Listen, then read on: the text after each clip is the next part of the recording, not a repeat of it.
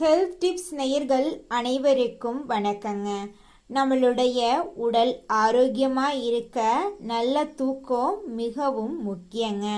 ஆனால் இன்னைக்கு பல பேர் இரவு நேரத்தில் ஃபோன் பார்க்கறது, தாமதமாக சாப்பிட்றது போன்ற பழக்கங்களால் சரியான நேரத்தில் தூங்க முடியாமல் தவிச்சுக்கிட்டு இருக்காங்க.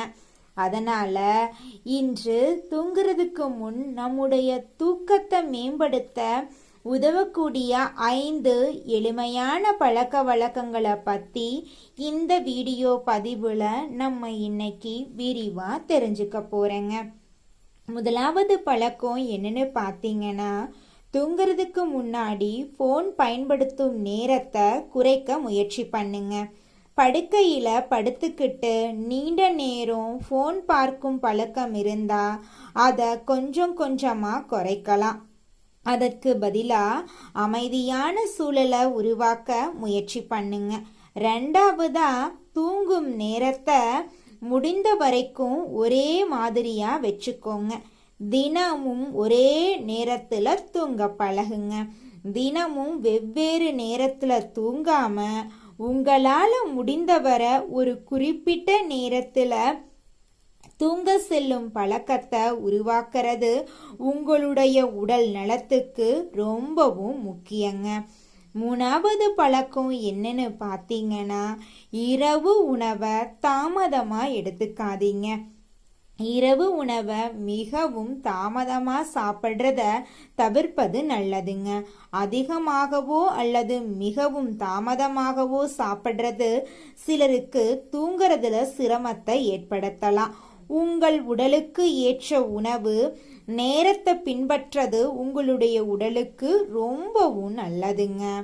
நான்காவதான பழக்கம் என்னன்னு பார்த்தீங்கன்னா, தூங்கும் இடத்தை அமைதியாகவும் வசதியாகவும் வச்சுக்கோங்க. அறையில் அதிகமான வெளிச்சம், சத்தம் இருந்துச்சுன்னா அதை குறைக்க முயற்சி செய்யலாம். தூங்குறதுக்கு ஏற்ற அமைதியான சூழல் நல்ல தூக்கத்துக்கு உதவலாம். அஞ்சாவது பழக்கம் என்னன்னு பார்த்தீங்கன்னா, மனதை அமைதியாக வச்சுக்கோங்க. நாளை என்ன செய்யணும் அப்படின்னு அதிகமாக யோசிச்சு கொண்டே தூங்காம சில நிமிடங்கள் அமைதியாக மூச்சை கவனிக்கலாம். மன அழுத்தம் அதிகமாக இருந்தால் நம்பிக்கையான ஒருவர்கிட்ட பேசுவதும் உதவியாக இருக்கலாம். நண்பர்களே, ஒவ்வொருவருடைய தூக்க தேவை, உடல்நிலை வேறுபடும். நீண்ட நாட்களா தூக்க பிரச்சனை இருந்தா மருத்துவரிடம் ஆலோசனை பெறது உங்களுடைய உடலுக்கு ரொம்பவும் நல்லதுங்க. உங்களுடைய உடலை ஆரோக்கியமா வச்சுக்கோங்க. அப்பத்தாங்க நம்ம வாழ்க்கையில என்ன வந்தாலும் அதை கடந்து வர முடியும். சொல்லுவாங்கல்ல பெரியவங்கெல்லாம் ஒரு பழமொழி, சுவர் இருந்தாதான் ஓவியம் வரைய முடியும் அப்படின்னு. அந்த மாதிரி தாங்க அழகா வரைய கத்துக்கோங்க.